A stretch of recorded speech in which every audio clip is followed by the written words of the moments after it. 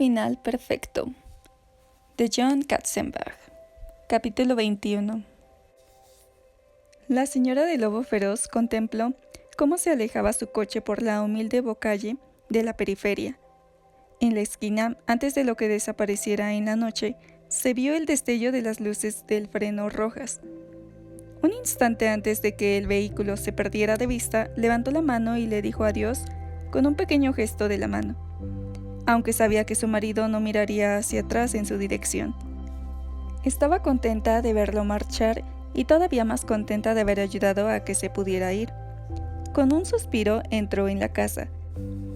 Fue directamente a la cocina y diligentemente llamó al seguro como había prometido. El operador le dijo que la grúa para cambiar la llanta ponchada tardaría entre 30 y 45 minutos. Colgó el teléfono. En el salón el televisor estaba encendido. Oía las risas enlatadas y las voces familiares de la serie televisiva que salía de la caja. Dejó las llaves del coche en la encimera de la cocina y, cuando estaba a punto de reunirse con los personajes que trabajaban arduamente en Dunder Mifflin o con los que estudiaban la teoría del Big Bang, se detuvo en seco. Se giró y miró la encimera. Llave del coche. Llave electrónica con luz roja de alarma. Llave de la casa sujeta a un anillo. La reconoció. A su lado, la tercera llave. La llave del estudio de su marido. La miró fijamente. Se dio cuenta de que nunca antes, ni tan solo una vez, la había tenido en la mano. De hecho, ni siquiera recordaba haberla visto, excepto en esos breves instantes en que su marido estaba de pie delante de su estudio. No había ninguna otra puerta con llave en toda la casa. Que ella supiera, era la única llave que abría esa puerta en concreto. Quizá tuviese una llave extra escondida en algún cajón o pegada con cinta adhesiva detrás de un espejo, pero nunca la había visto y no tenía ni idea de dónde la podría haber escondido, y jamás se había puesto a buscar el escondite, pese a su constante curiosidad por saber qué sucedía exactamente en el estudio cuando él trabajaba. Levantó la vista de la llave, miró uno y a otro lado como siguiendo la trayectoria de la pelota durante un partido de tenis. La llave no tenía nada en especial. Era una pieza de metal plateado que encajaba en la cerradura que su marido había instalado una semana después de la boda. El lugar donde escribo tiene que ser privado, le había dicho. Se lo había manifestado 15 años antes de una forma desenfadada y pragmática que parecía totalmente razonable. Que necesitara completo aislamiento para inventar argumentos, escenas y personajes no le había parecido nada fuera de lo común, sobre todo durante las primeras semanas de matrimonio, rebosantes de felicidad. Lo recordaba arrodillado al lado de la puerta, con una taladradora y el material de ferretería a su lado en el suelo. Un martillo. No le había preocupado en lo más mínimo. Todos necesitamos tener secretos, pensó, recordando aquellos emocionantes primeros días. Salvo que en ese preciso momento, mientras miraba la llave de estudio, no recordaba ningún secreto que ella le hubiera ocultado a él. Entonces se dijo que debía dejar de ser tan tonta. Claro que tiene secretos, insistió para sí misma. Como cuando te pusiste tan enferma que creíste que ibas a morir y no le dijiste lo asustada que estabas, y el dolor que sufrías. Esos eran secretos. Pero ella sabía que él siempre sabía y conocía la verdad. Sin embargo, la duda la embargó. ¿Comprendía realmente la verdad? Por supuesto que sí. Repuso muy seriamente a la parte que dudaba. ¿Recuerdas lo atento que era? ¿Recuerdas cómo se preocupaba? ¿Recuerdas las flores que te llevaba al hospital y cómo te tomaba la mano? ¿Y el tono de voz dulce y tranquilizador con el que siempre te hablaba? Era un hombre dulce. En el salón resonaban más risas enlatadas, divertidísimas, desbocadas, entusiastas, irrefrenables, e indudablemente la risa falsa fabricada por una máquina diseñada para ese propósito.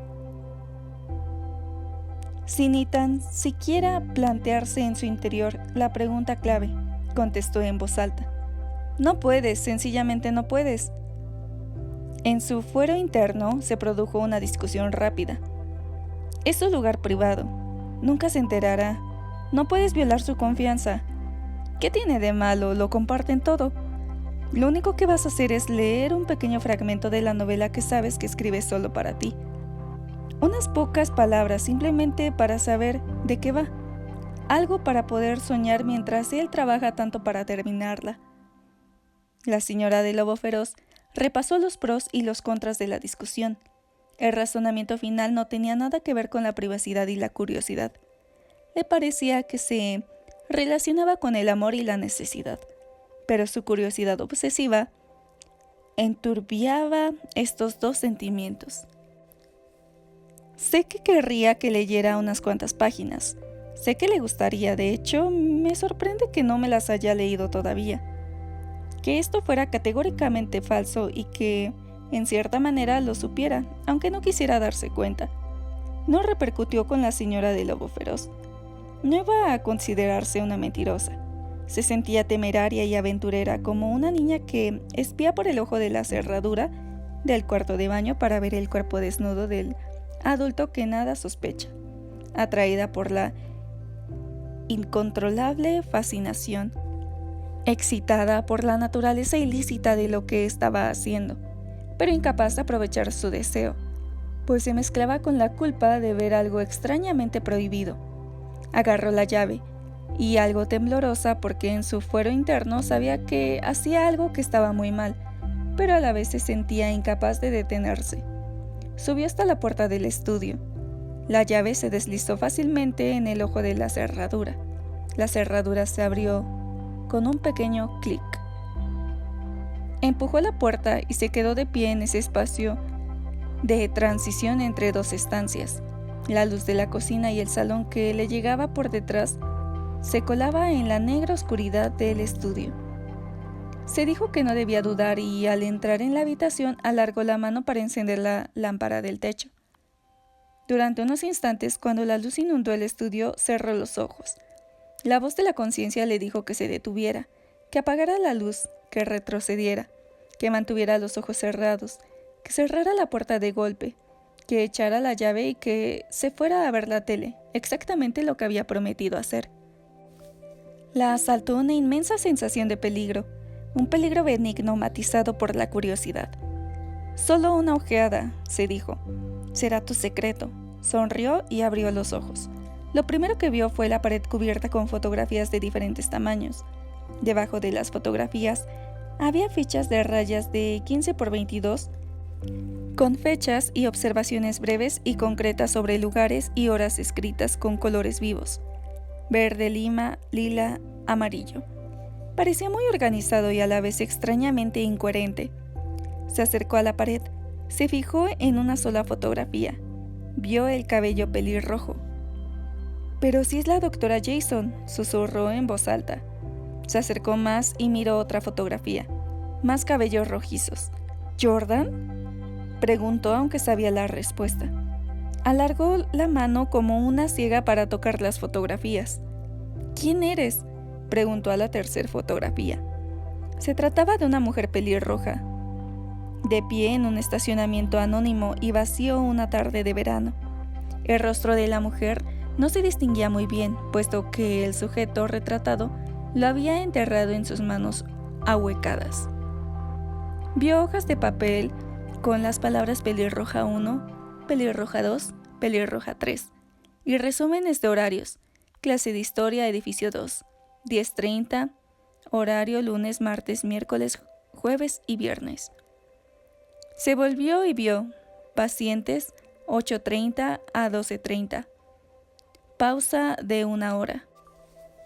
Lugares donde suele comer: Ace Dinner, Subway, Fresh Salad, Store. Regreso a las 1:30 horas. Más pacientes. Otra hoja de papel estaba dividida en 3 secciones. Debajo de pelirroja 1 había una lista de lugares preferidos con direcciones de empresas, de clubs nocturnos. Pelirroja 2 tenía una lista parecida, aunque más corta. Debajo de una fotografía de Jordan y de la identificación de pelirroja 3 estaba el horario de básquetbol. La señora de Lobo Feroz retrocedió. No estaba segura de si hablaba en voz alta o no, pero las palabras «¿por qué?» parecían reverberar con fuerza en la habitación. A esto siguió algo claro y susurrado: «No lo entiendo». Las fotografías parecían ambiguas y vagas.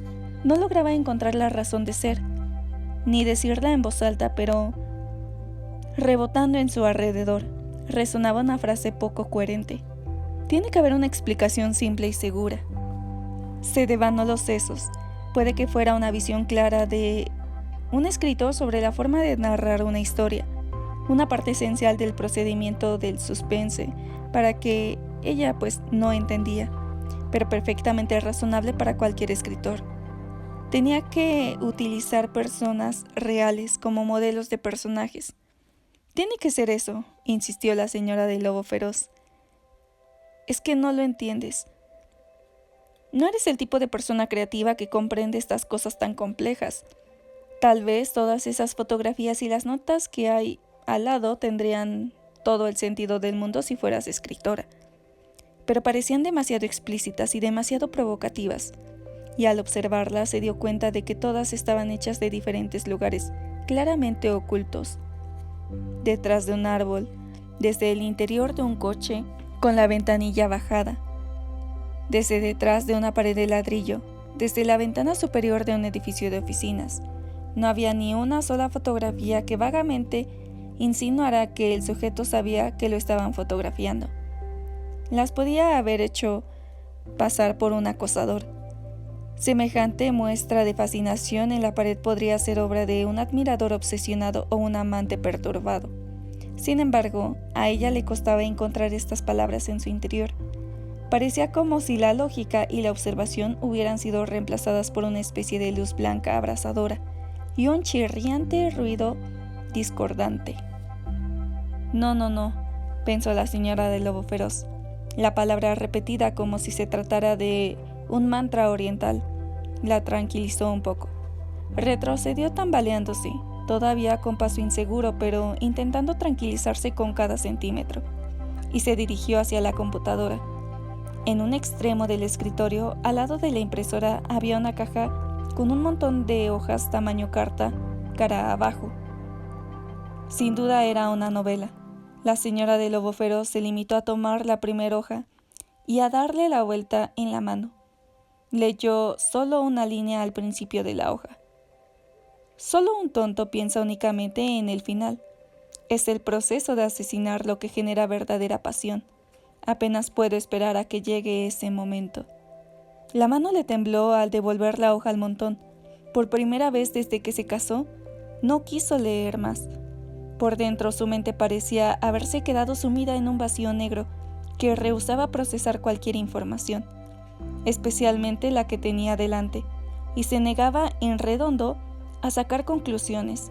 Se le ocurrían ideas, pensamientos, suposiciones que le exigían atención, pero ella ignoró todos los chillidos y los gritos que daban. «No lo entiendo», dijo en voz alta. Entonces sintió miedo, como si la frase pudiera dejar una huella en la habitación. «Esto no puede estar bien», susurró. Pero no estaba segura de si estaba o no bien. Miró la computadora. Le temblaron los dedos al mover el mouse. La computadora cobró vida con un mensaje que ocupó la pantalla negra. Contraseña. La señora del lobo feroz retrocedió. Una parte de ella insistía en que podía adivinar la contraseña. Puede que sea mi nombre. Pero otra parte más ruidosa le gritaba que no quería abrir el portal de la computadora porque no quería saber lo que podría encontrar allí. Con cuidado apagó la computadora. Le pareció algo ilícito. Las ideas agalopaban en su mente, pero se iban por las ramas y no llegaban a ninguna parte. Era similar a encontrarse con un montón secreto de imágenes pornográficas realmente cuestionables, fotografías de niños, solo que estas fotografías no eran sucias ni ilegales, significaban otra cosa. Dirigió la mirada a la pared llena de fotografías, pero antes de que se concentrara de nuevo en su significado real, cerró los ojos. Si había algo que ver, ya no quería verlo. Lo único que lograba decirse era que debía retirarse poco a poco, con cuidado, asegurándose de no alterar nada para que no quedara ninguna señal de su intrusión. Retrocede y todo será como hace tan solo unos minutos, se dijo a sí misma. Pero la mirada se le iba a un álbum grande, encuadernado de cuero rojo que sobresalía en un estante de libros y destacaba entre las ediciones de bolsillo de las novelas de su marido y las crónicas de no ficción que explicaban con gran detalle famosos crímenes modernos. El álbum era idéntico a uno que tenía en su escritorio. El suyo contenía las fotografías de la boda y una copia de la invitación y del menú en el pequeño club de campo donde celebraron el modesto banquete. De pronto recordó cuando su marido compró los dos álbums en una tienda de artículos de piel durante una breve luna de miel. Uno se lo dio a ella y el otro se lo quedó él. Fotografías de nuestra boda. Con esperanza y temor al mismo tiempo, se sintió atraída por el álbum. Vio que la mano se le iba hacia él. Durante unos instantes no supo si era suya porque parecía pertenecer a otra persona. El álbum cayó delante de ella y se abrió. Lo primero que vio la tranquilizó. No su boda, que hubiera sido un descanso, sino un montón de críticas. Claro, insistió para sí, ¿por qué no? Tenía todo el sentido y sintió cómo exhalaba lentamente. Entonces miró un poco más de cerca. Mezcladas entre críticas había extraños recortes de periódico sobre asesinos famosos. Quería encogerse de hombros, pero por supuesto, tiene que ser parte del proceso de documentación, insistió. Sin embargo, los artículos de periódico parecían estar fuera de lugar. No encontraba la relación entre las críticas de los libros y los homicidios aparentemente inconexos. Tiene que haber una conexión, solo que tú no eres capaz de verla, se dijo. Se veían unos titulares horripilantes de letras grandes y unas fotografías de coches de policía. Nombres y fechas atrajeron su atención.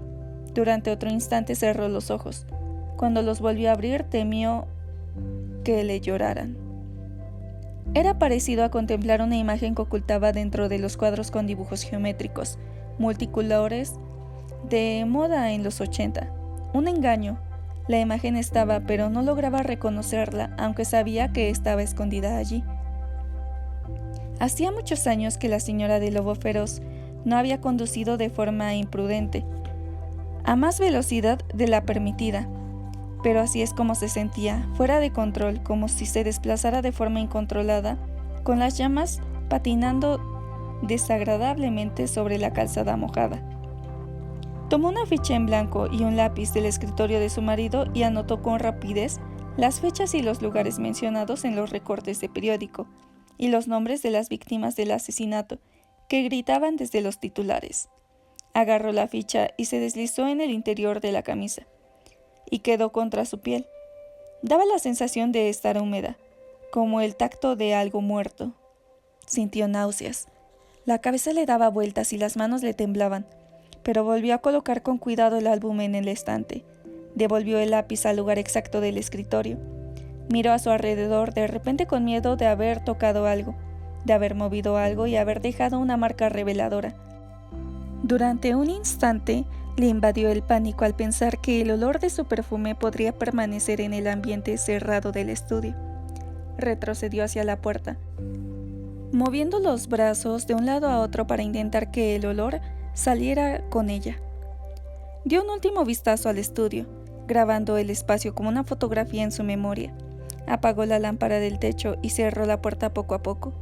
Las manos buscaron a tientas la cerradura y a punto estuvo de desmayarse cuando oyó un ruido fuerte y estridente que venía de algún lugar cercano, pero de un mundo distinto. Lanzó un grito ahogado. Una descarga eléctrica le recorrió el cuerpo. Se le cayeron las llaves al suelo. Retrocedió tambaleándose como si la hubiera alcanzado un tiro, como si le hubieran dado una fuerte bofetada en la cara, a punto de caer. Tuvo que sujetarse a la encimera para no perder el equilibrio. Notaba el sudor en la frente y lanzó un pequeño grito ahogado, un gorjeo aterrorizado. El ruido se oyó de nuevo, el claxon de un vehículo. Como habían prometido, la grúa llegaba puntual.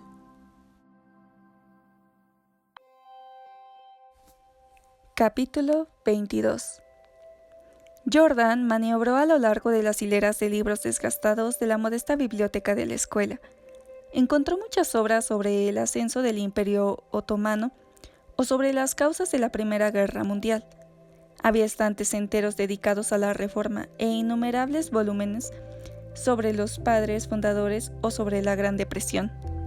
Apenas había libros sobre cómo evitar ser víctima de un asesinato. Se sentía como una loca deambulando arriba y abajo entre los estantes, buscando algún título alegre o desenfadado. Algo así como ¿seguro que no quieres ser víctima de un homicidio? 12 pasos básicos para realizar en casa y evitar el aumento de las estadísticas. El asesinato como un plan de adelgazamiento, imaginó. Hasta ese momento en su investigación se había concentrado sobre todo en intentar entender los asesinatos famosos, con objeto de conseguir algún tipo de antiinformación de alguno de los casos. Su razonamiento era sencillo. Si entendía lo que hacían los asesinos, quizá podría evitar cometer los mismos errores que sus víctimas. Había leído sobre la inocencia de Sacco y Vanzetti y el atraco, sobre los asesinatos de John Dillinger. Había fijado su atención en Billy y el niño de las 21 incisiones de su revólver Colt, así como en Charles Manson, quien en realidad puede que no hubiera asesinado a nadie, aunque era considerado un asesino infame. Había inspeccionado los estantes dedicados a las obras de ficción y había encontrado algunas novelas de Agatha Christie que parecían anticuadas y pasadas de moda, y algunas de John le Carré, aunque la verdad es que no se sentía como una espía que opera en mundos oscuros, y no creía que sus libros pudieran serle de ayuda. Elmore Leonard podría haberle sido más útil, y quizá también George Higgins, pero vio que sus obras parecían tratar principalmente sobre mafiosos en Florida y Boston, y eso no era en realidad lo que a ella le interesaba, pues el lobo feroz no era un tipo mafioso o un pandillero de una banda de arrabales. Incluso había una estantería con un implacable montón de libros con la palabra presa, salpicando de forma sensacionalista y llamativa cada página de títulos. Pero aunque sintiera que intentaba evitar convertirse en eso, no le parecía que esos libros pudieran enseñarle muchas cosas. Llevó la portátil a un extremo de la biblioteca donde había unos cubículos pequeños y privados, para que los alumnos prepararan exámenes o buscaran información para un trabajo de inglés. Buscó en Google acechar, y aparecieron en menos de un segundo más de 40 millones de entradas. Echó una ojeada a algunas que parecían que pertenecían a organizaciones gubernamentales o de la policía. Tampoco le ayudaron. Todas empezaban con una advertencia sumamente sabia de limitar el contacto con personas de personalidad obsesiva. Fantástico, pensó. Eso sí que es una gran ayuda. Su problema derivaba del hecho de que toda conexión entre el lobo feroz y ella la había iniciado él. Sencillamente no era lo mismo que un exnovio o un compañero perturbado de la clase o del trabajo. Por un lado pensaba que el lobo feroz era completamente anónimo. Por el otro se encontraba tan cerca que podía sentir en el cuello su aliento caliente. En ninguna de las páginas web, igual que los libros sobre asesinatos, le ayudaron en lo más mínimo a discernir qué hacer a continuación. Así que Jordan pensó, está sola y al mismo tiempo no está sola porque también están Pelirroja 1 y Pelirroja 2. Pero lo que ya no puedes permitirte es hacer lo que el lobo feroz espera que hagas. Alzó la vista y miró alrededor de la biblioteca. En un escritorio de la esquina estaba la ayudante de la bibliotecaria, y media docena de alumnos deambulaban arriba y abajo entre los estantes, como lo había hecho ella, o se agachaban sobre un montón de libros en uno de los otros cubículos.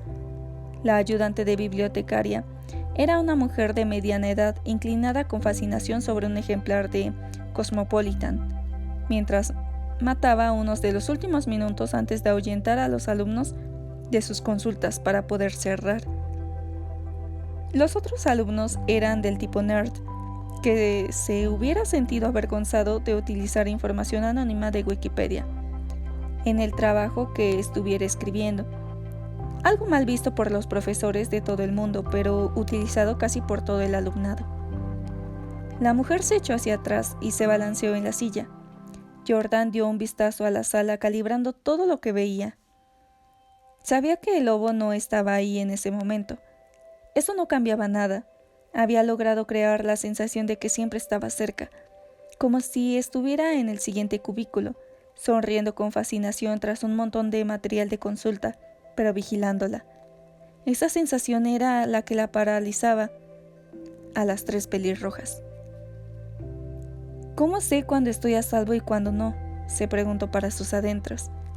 Miras a tu alrededor y no ves a nadie, pero eso no significa nada, ¿verdad? Estas preguntas resonaban en su interior.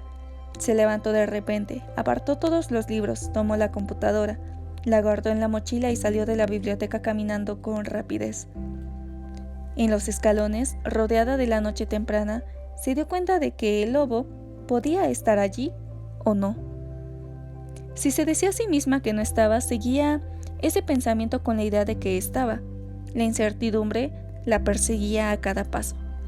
Encorvó los hombros para protegerse del frío y regresó a su habitación.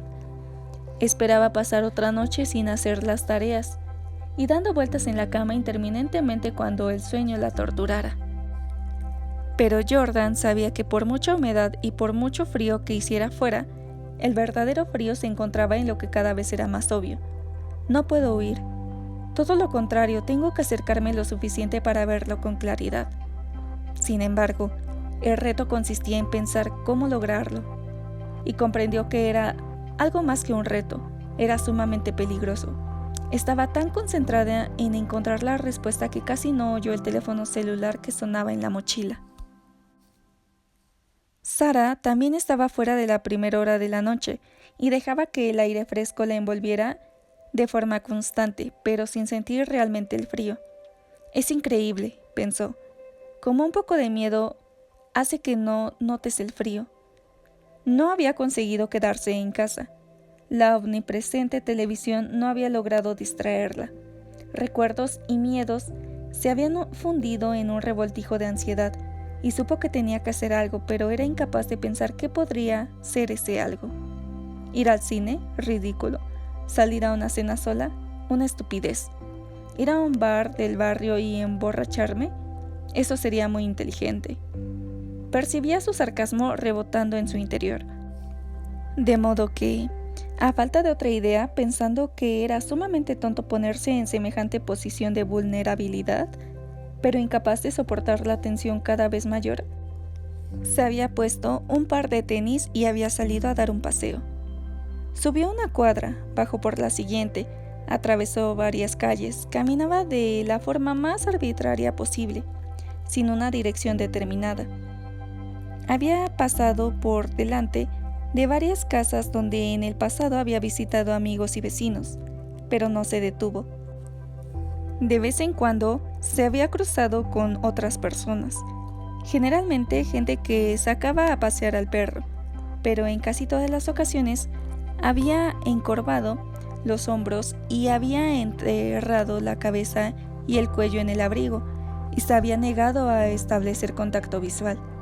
No pensaba que un hombre de negocios que hubiera regresado del estudio y sacara a pasear a Fido o a Spot para que hiciese sus necesidades, y un poco de ejercicio se convirtiera en el lobo feroz, aunque sabía que esa posibilidad podía ser tan cierta como cualquier otra.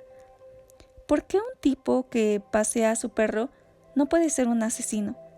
De hecho, las únicas personas que descartaba eran aquellas cuyos perros eran irrefrenables, y tenía la perruna costumbre y la perruna necesidad de mover la cola y olisquear a todo desconocido.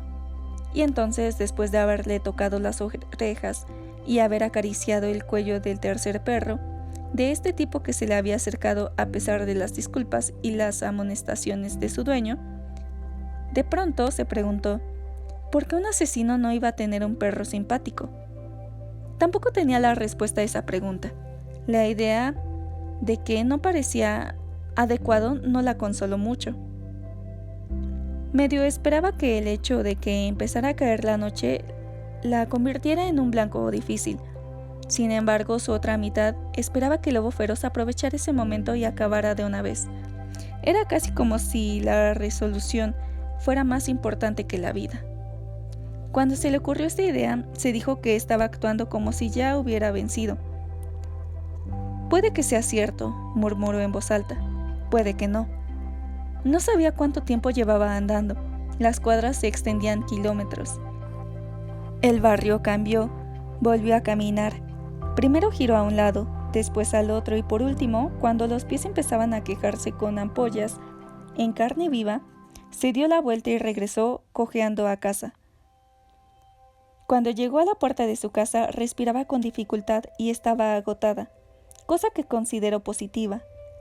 Le dolían un poco las rodillas y por primera vez sintió frío. No entró enseguida.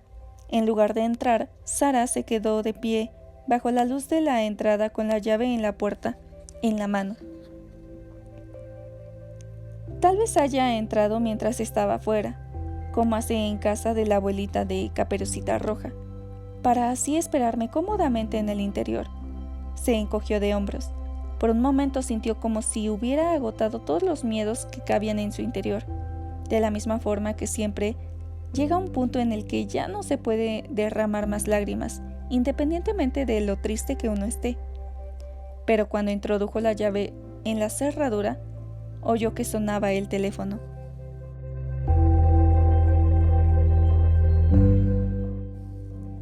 Karen se había quedado en su consultorio mucho después de haber terminado las visitas de la jornada.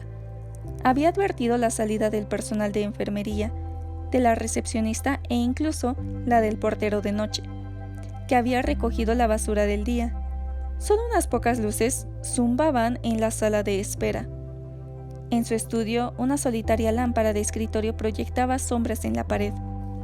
Se quedó en el escritorio, enfrascada en pensamientos erráticos, intentando imponer algún tipo de lógica en su situación, aunque, como le sucedió a las otras dos pelirrojas, era algo que constantemente se le resistía. Una cosa estaba clara, simplemente estaba asustada. Pero, ¿hasta qué punto tengo que asustarme?, se preguntaba. Como la escala del dolor colgaba en la pared del consultorio, pensó que debería poder cuantificar el miedo. En ese instante, es 8. En el club de comedia era 9. Me preguntó, ¿qué se sentirá con el 10? No formuló una respuesta. En su lugar empezó a repetir una y otra vez.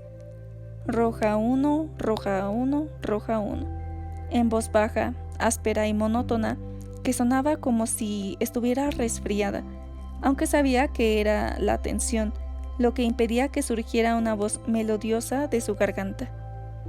Levantó la vista hacia el techo y se dio cuenta de que las palabras que repetía tenían una escalofriante similitud con la cantinela del niño de El Resplandor, en la adaptación que Kubrick hizo de la novela de Stephen King. Así que Karen intentó unir las dos. Roja 1, Red Room, dijo en voz alta. El techo no daba pistas de lo que había que hacer. Karen se dio un empujón interior como si intentara insuflar energía a unos músculos debilitados, a unos tendones deshilachados, y conseguir fuerzas para irse a casa. Cuando sonó el teléfono de su escritorio, su primer impulso fue no contestar. Cualquier consulta de cualquier paciente podía pasar al servicio del contestador, que informaría que si era muy urgente podía llamar al 911 o llamar de nuevo durante el horario de visitas.